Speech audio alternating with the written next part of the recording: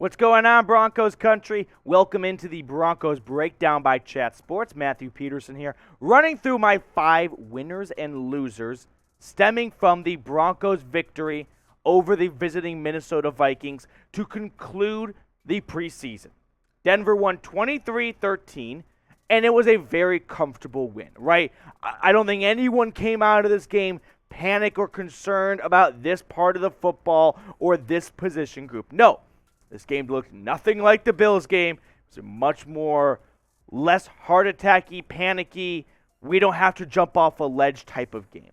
But my first winner, and one that he really needed to be one, is McTelvin Agim, the former third-round pick out of the University of Arkansas, put together his best preseason game yet, and honestly, his best football game in his career.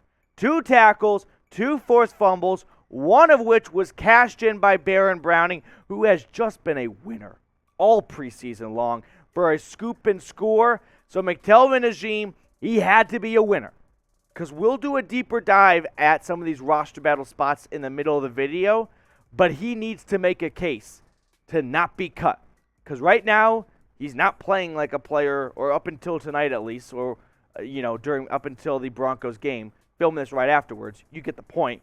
Didn't play like one. All right, let's move on to my next winner. Usually I go winner, loser, winner, loser. Too many winners. KJ Hamler. That's my next winner. Why?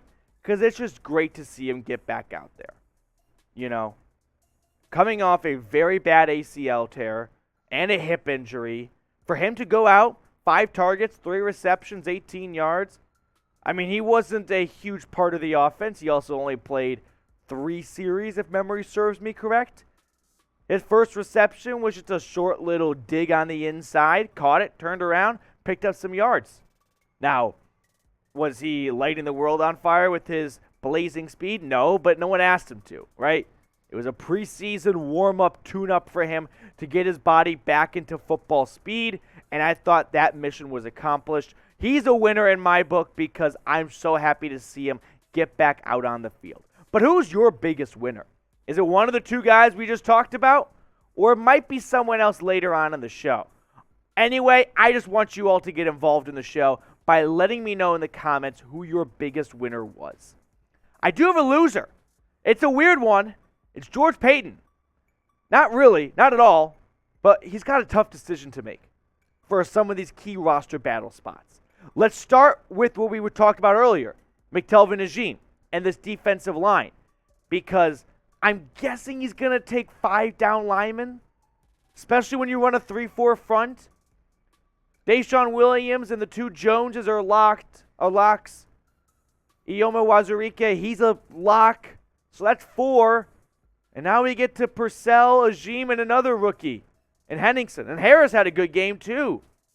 So Payton's going to have some tough calls to make right here at this defensive line. He's really got to get it right, because last year this was not a very intimidating front 3 for a run defense for the Broncos.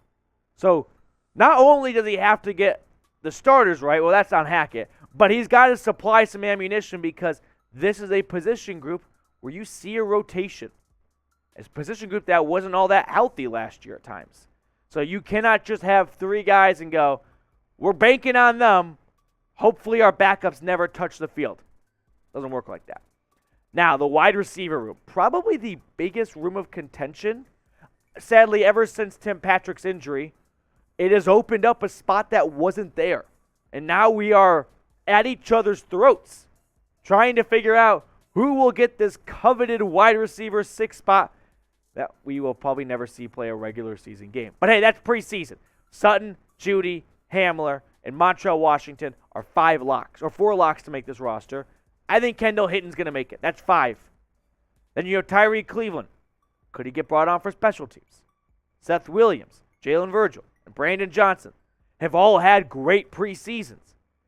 Honestly, it's almost like you have 3 Trinity Bensons in a little bit, right? Shout out to him.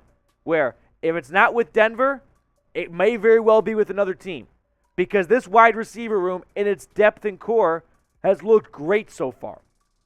I'm leaning towards Brandon Johnson, but George Paton is a loser because he's going to have a very difficult decision to make.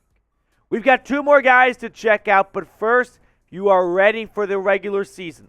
And I mean real football, because honestly, I always cringe at this is the last weekend without football until February. No. Preseason football is not football. It's not real football. Real football is week 1. It starts Monday night in Seattle, Lumen Field. Be there. Chat Sports. All right. Winner. The rookies. They looked great, right? From Nick Bonito to Delaren Turner-Yell. You just saw great plays be made all over the field. I mean, let's start kind of in order. Bonito had 2 sacks at the end of the game to put it on ice. No Greg Dulcich. He's injured. DeMar Mathis was fine. Fan Hicks got a little nicked up and banged up. But all in all, we just called George Paton a loser. This rookie class, it's coming together nicely.